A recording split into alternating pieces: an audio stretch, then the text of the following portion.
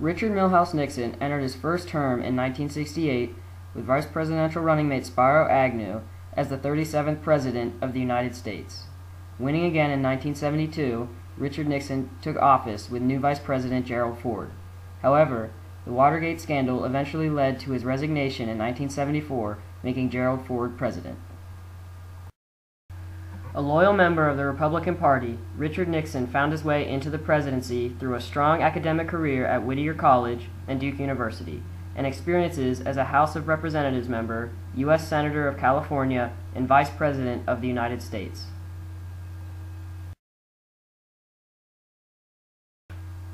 Chosen to represent the Republican Party in the 1968 election, Richard Nixon defeated Hubert H. Humphrey by a fairly clear margin.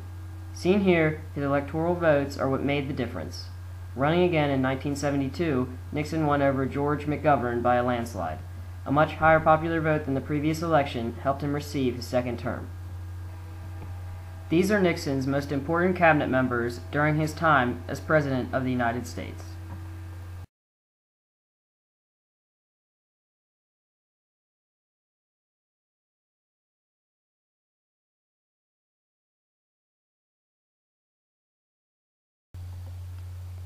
Having to deal with high inflation and unemployment, Nixon's first term was complicated with domestic issues. With unemployment climbing to new heights in 1971, President Nixon was forced to find a solution. By announcing tax cuts and a 10% import tax, the economy was back in the right place. However, following his 1972 re-election, the economy fell again.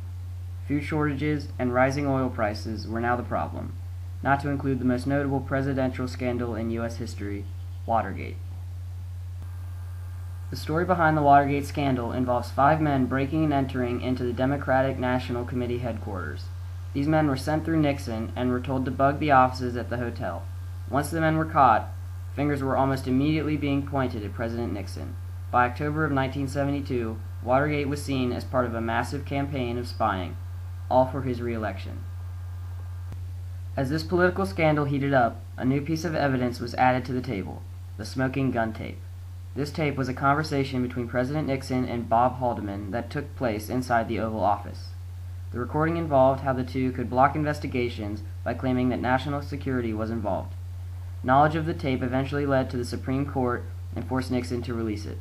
This tape would serve as a very important reason for Nixon's resignation. Heard here is a sample of the smoking gun tape between Bob Haldeman and Richard Nixon. The investigation, the Democratic break-in thing, we're back in the problem area because the FBI is not under control because Gray doesn't exactly know how to control it.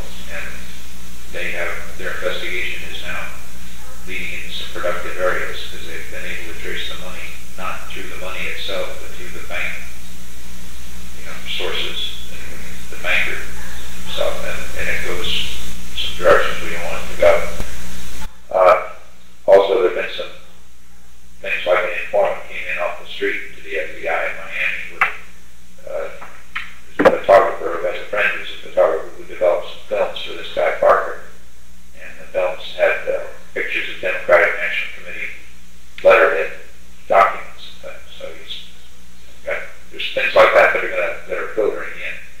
Mitchell came up with yesterday, and John Dean analyzed very carefully last night and concurs now with Mitchell's recommendation that the only way to solve this, and we're set up beautifully to do it, the only network that paid any attention to last night was NBC, who did a massive story on the Cuban thing and all. That the way to handle this now is for us to have Walters call Pat Gray and just say, stay the hell out of this. This is there's business here we don't want you going any further on. That's Nixon's interests were more toward foreign affairs than domestic issues. During this time spent in office, he was in clear opposition of communism, looked to find good relations with China, and needed to find a solution to the Vietnam War. Nixon, looking to open up to China, visited Beijing in 1972 and began settling any differences the two nations had between them. By opening up to China, Nixon found himself in good relations with the USSR. The two signed agreements involving a strategic arms limitation treaty and an anti-ballistic missile treaty. These treaties looked to end the arms race over time. Vietnam, however, was a difficult dilemma for Nixon to handle. Nixon looked to settle the relations between the two nations, and in 1969 he stated, "We will be compelled, with great reluctance, to take measures of the greatest consequences." After many years of back and forth between the U.S. and North and South Vietnam, the U.S. signed a ceasefire in 1973 to end our participation of ground forces in the Vietnam War. Here are some things you probably didn't know about Richard Nixon. Nixon was the first president to visit Moscow. During his career, Nixon published 10 books. He was the first president to visit all 50 states, and his favorite sport was football. Here is a quote by President Richard Nixon to conclude this presentation. "By the time you get dressed, drive out there, play 18 holes, and come home, you've blown 7 hours. There are better things you can do with your time."